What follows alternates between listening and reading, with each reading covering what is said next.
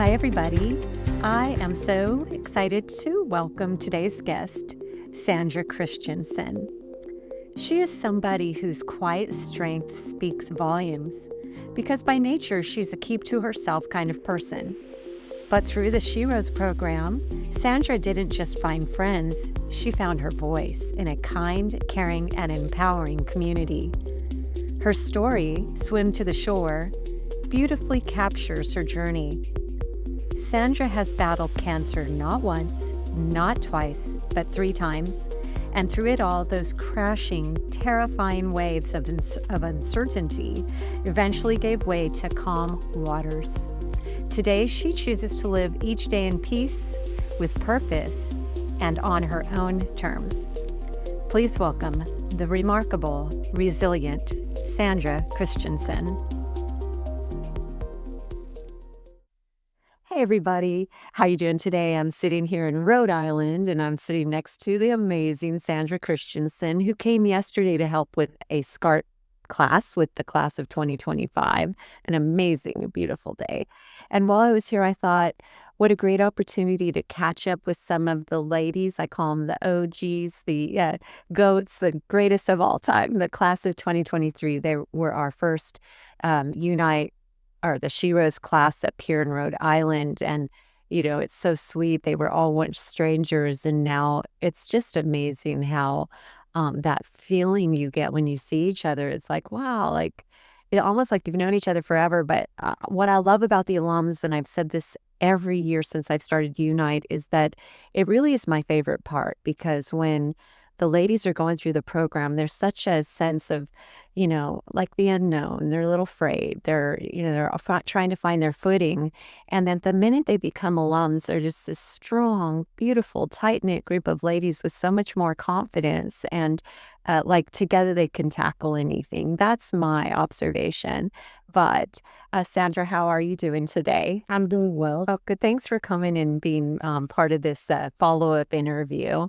Thanks for having me. Of course, we originally interviewed you back in August of 2023, and you had started the class experience in February. So more than 2 years ago, it was your embarkation of this She Rose journey. So what I'm going to do is I'm going to pause this part of our recording.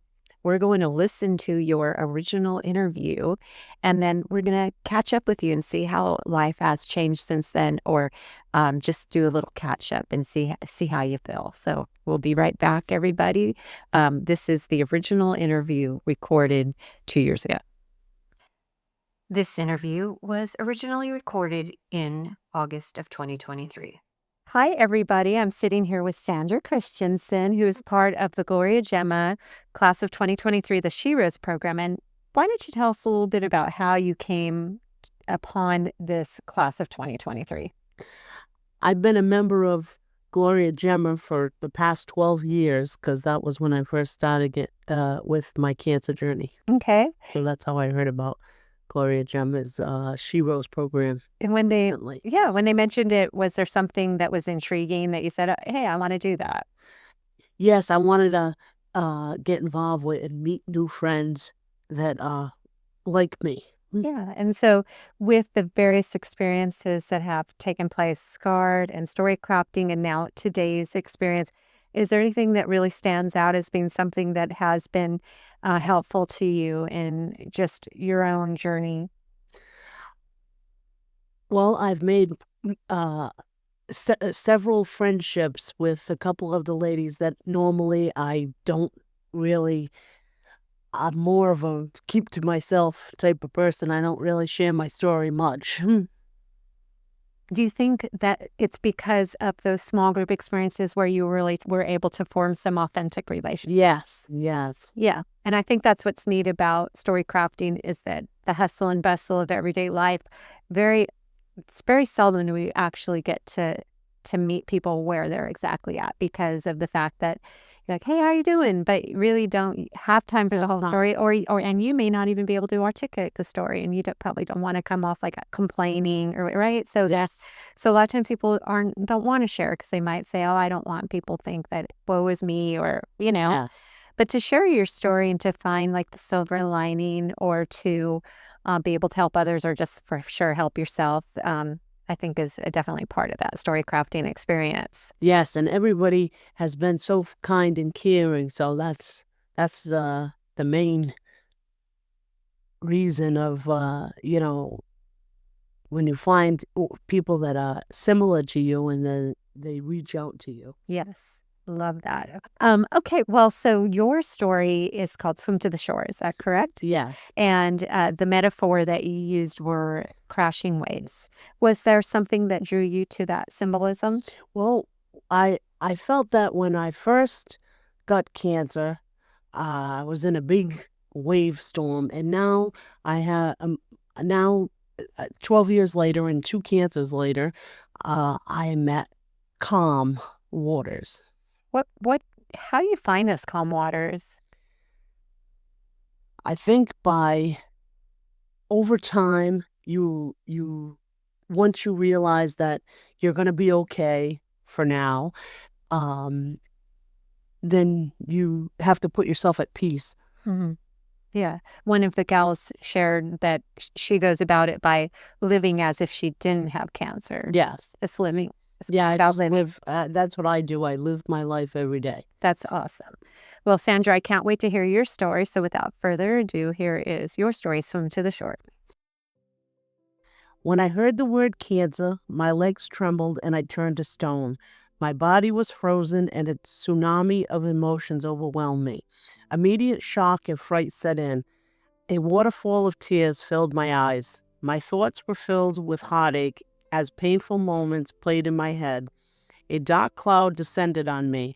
Enjoy life and make precious memories no matter your age. Routine screenings in hopes of early detection are vital in fighting a cancer diagnosis. Spending time with loved ones and making precious moments count. Most importantly, enjoy every day to the fullest. In 1972, I was Mommy's darling baby girl. My nickname Sissy was given to me by my big sister Susie. My childhood was a loving and very happy one. I have fond memories of playing in my Nana's backyard, swinging on swings and digging in dirt, running with Mom from ride to ride at Rocky Point Park. Always a fun time feeding Fanny the elephant at Slater Park. I was a well-rounded, happy, confident kid. I grew up in East Providence, Rhode Island. As a young adult, I made my home with my Nana and my Uncle Gideon. That decision saved me from the destructive path I was on. I found myself 20 years old, jobless, homeless, and pretty much hopeless. My uncle was an extremely generous man. He was also a very tough man. Looking back, he treated me with tough love. I was the child he never had, and he was the dad I never knew. He gave me the opportunities that I needed to grow up and stand on solid ground. I was a productive woman in my 30s, living with my life partner, Susan. Life was good. I worked hard in the hospital, taking care of many sick, scared, and fragile patients. Then in my free time, I enjoyed hot summer days poolside, swimming and basking in the sun. Cool evenings toasting marshmallows by the fire pit, enjoying a cocktail or two. Many silly moments along the way. I was coasting along life's highway, running in and out of lanes.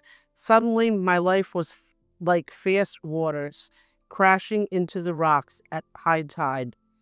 At the mere age of 15, tragedy struck and my life was forever changed. My mother passed away of metastasized breast cancer. She was 46 years old. My happy life was ripped up like a tornado hit it. Who could have imagined at 39 I would be diagnosed with the same monster? I couldn't eat, didn't sleep. Honestly, most days never left my bed, trapped in my own head, mind racing in 1,000 different directions. I wanted to hide, trying to find my diamond in the rough. A lifeline pulled me up from the darkness, and in 2015, I met a little matted, dirty, scared puppy named Clyde. This chance encounter brought the sunlight back into me. Instantly, Clyde chose me as his person, and our adventures began. Together, we taught each other invaluable lessons, and eventually he became my service dog. Clyde accompanied me on my doctor appointments and loved me unconditionally as my best friend. This helped life flow smoothly. 8 years had passed since being diagnosed with breast cancer. I routinely went for mammograms and they continued to be clear. Summer 2019 should be no different. Unfortunately, it was. A very tiny change, small but mighty. Breast cancer again invaded. I felt like I'm standing in the middle of an ocean of freezing water and quicksand, sucking my feet, swooping me underwater, drowning for a brief moment. Treatments again, bummer. This time was different though. I was able to see the sand clearly through the blue, calm ocean. Cautiously confident, I realized I can swim to shore once again. I already had a brilliant cancer team that I trusted. I was in my late 40s and I wasn't as vain. Bald is beautiful was my attitude. Chemo would make me a better throne kisser for sure. The raging fire burns from radiation, I admit, were pure hell and I could have lived without. A scary worldwide pandemic that no one expected certainly made things interesting. Outside of all that, life was great. Clyde stood by my side every step of the way. A hurricane could cause raging water and crashing waves, in an instant you could be left without warning, with catastrophic and mind-boggling circumstances. Don't take life for granted. Take every opportunity you're given in life without hesitation or fear, because in the blink of an eye, life could be changed forever. Oh, Sandra, that's beautiful. And Clive, is that Clyde. Clyde? Is he still with you? Yes. Oh, and He's what 9 years old. I love that. There's so many times people will mention, or maybe not enough actually, how their pets have helped them, and how sweet that he gets included in your story, and it's a tribute to his love and your love for him. And well, and I'm so glad that you've learned to swim to shore. Thank you so Thank much. you. Thank you for this opportunity. Thank you. All right, we just listened to your story. Are your eyes sort of teared up a little bit? No. Not to okay. I was just curious. When you heard your story, is it kind of like out of body experience, or do you still relate with that? How did everything? I do still relate with that, but since She Rose 2023, I yet again had another cancer and had to go through surgery, chemo, and radiation again. What? Tell me about that update. What is it? Well, it's controversial with two different doctors or places where it's either a new cancer or it's a reoccurring cancer from my first cancer in 2011. So, but it's the same exact cancer that I had. What kind of surgeries did you have to go through? I had lumpectomy again for the third time, and lymph nodes removed. So you have never had a mastectomy then? No, it was recommended that I had a double mastectomy, but I chose against that, and I went to Dana-Farber, and they were able to reopen my old surgical site and remove the cancer, and then I had chemo and radiation. How are you feeling? I'm feeling well. I'm feeling very well. Very good. Now, you mentioned something in that original story. I had to chuckle because now I know you. I mean, when I interviewed you back then, I was just sort of getting to know you, but you said you're a keep to yourself kind of person. And I cracked up because I'm like, I think every event I've come to, you've been here helping. I don't even see that, but maybe it's just this group. But are you really a keep to yourself kind of person? Well, previously, before getting really involved with Gloria, Gemma, I was a keep to myself type of person. I prefer not to elaborate on my personal situations. I always would listen to other people's situation and try to help them, but I chose not to elaborate on my own. Yeah. So when you come to things like this, like yesterday, what is your motivation? What do you do for yourself or for others? Why do you show up? Because, not everybody shows up to volunteer for. So now I show up to help other people see that maybe talking about their personal situation with others will help them as it helped me. Now I have many friendships, long-lasting friendships with all the Sheroes girls, and with the other Sheroes groups. I've met new ladies each year that they come, and they go to different functions, and I go to different functions also. Prior to the She Rose group, I'm just curious, like, is there because you've been involved with Gloria Gemma for a while, right? Yes. Is there something about the She Rose group itself that makes it special or unique?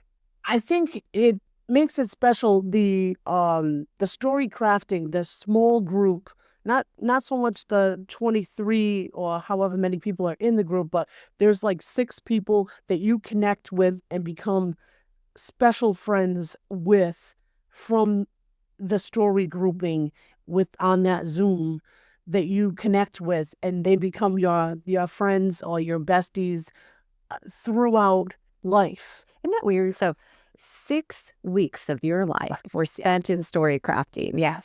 And through those 6 weeks, the most lifelong friendships were formed. Yes. Why do you think that happens? I think because people are able to tell their true inner feelings to these 6 people, and they know that they can connect with them. Where other people, if you're not on the same level, you can empathize, but you can't sympathize because you haven't been there. So everyone in the group has been affected by cancer directly.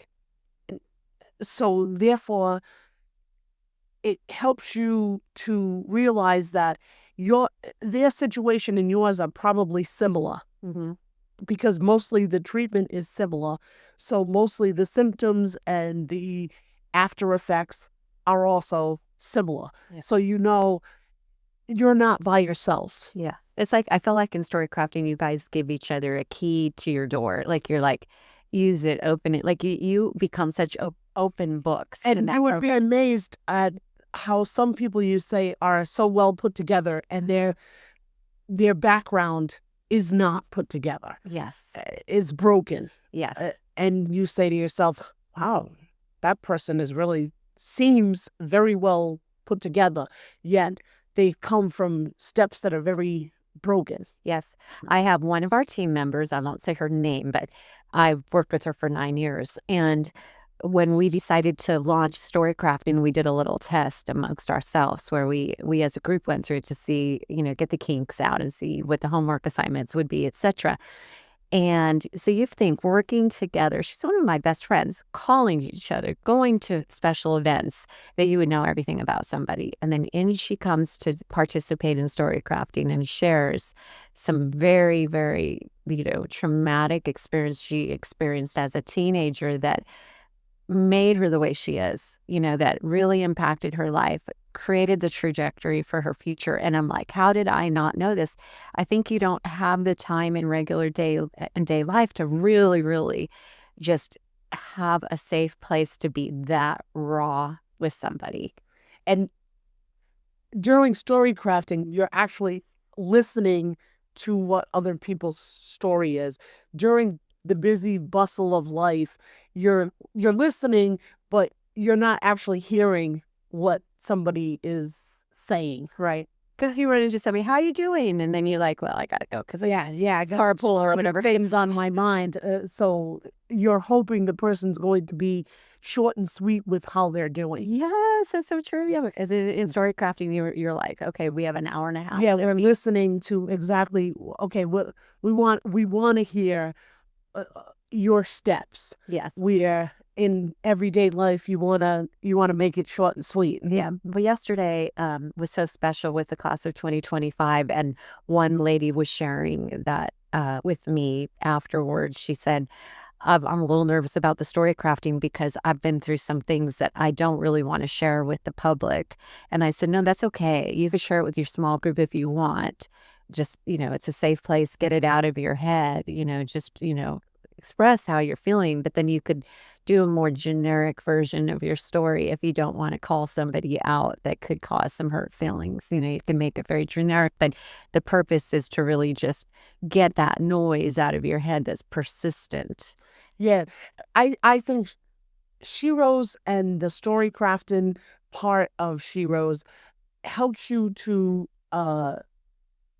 take up less mental space in your head. Yeah, it's so important. Yes. I'm about to write my third. I've been really wanting to sit down and finish it because the first two that I wrote really truly changed me. I mean, where I listened to those stories, it was such like a noisy headspace of my anxiety over some things I was tackling, and then I decided to do the story crafting. And it's weird how I was like, okay, it was part of my story, but I could let it go now. It's strange. Yes. So tell me, you said you're swimming to save shores. And I know your mom passed away from metastatic breast cancer right about the age that you're at right now, right? Well, I'm a little older, but my mother was 46. So tell me, do you feel that you still have that power of knowing that you can swim to safe waters? I feel that my mother, most of all of my cancers have surrounded either the treatment or the diagnosis was around either the date of my mother's death or my mother's birthday. So I always feel that when that happens, I know no matter what's going to happen, I'm going to be okay. And it seems to have worked. I, someone in a Gloria Gemma group in 2011 who passed away way back then, but I was in the young survivors group. And she had told me, you know how you get through this? Because I was down and out. And she told me every day you get up and you put lipstick on. Even if you feel rotten, you do it. And and I've been doing that ever since. And I've always remembered that young girl. And so that gets me through the day. Yeah. Now you met some of the ladies, all of the ladies yesterday. What would be the advice you give to them? I mean, try to remember where you were in their shoes. I think that as time goes on, you'll get less scared of telling people telling people your story, so you're vulnerable that maybe they're not going to understand, but most of the time the people in these groups do understand what your predicament is, and can empathize with you, even if it's not their particular story, because everybody is in a different category. There's some very ill, some mediately ill, some have years behind them. So everybody's at a different level. But be brave enough to tell your story. Yeah, your story Yes. matters. So, in wrapping up today, first of all, I want to tell you thank you for everything you do. Like I said, every time I come to Rhode Island, you are this beautiful presence that I get to look forward to seeing and call you a friend. But are there any parting words that you would like to say just about, anything going on in your life or words of advice for others? Well, my advice for newly diagnosed cancer patients would be to give yourself the time to think about your treatment, but then move forward. Tell your story, then live your life every day as quality of life versus quantity of life, and put it all together at what's best for you and your family. Right. Don't let cancer rob you of life. Of life, yes. Yes. You have to live every single day. Yes. That's great. And tell us, is your little doggy still with? Oh, and my Clyde is still the light and the apple of my eye. I love him. He is 11 now. That's not mystery. That of my old man. Oh yes, the pets are just are the most special part of our daily life. Yes. I think. Well, thank you, Sandra. I hope you have a Thank you for having me. and I look forward to just continuing to follow your journey. And I pray that everything goes really well with all your treatments. Thank you. You can, get out of this and continue and just move forward. Thank you. All right. Thanks, hon. Before we go, here's a little teaser for next week's episode that you won't want to miss. We'll be sitting down with Carrie Victorio, who I first met during the 2023 Gloria, Gemma Sheroes class. Since that time, Carrie has become more than just an alum. She's become a dear friend of mine and a true supporter, not just of our new class members, but of me personally. Her heart, her strength, and her unwavering commitment to lifting others will absolutely inspire you. You'll laugh, you might cry, but most of all, you'll walk away feeling hopeful. That's next week, right here on the Still I Rise podcast. See you next week.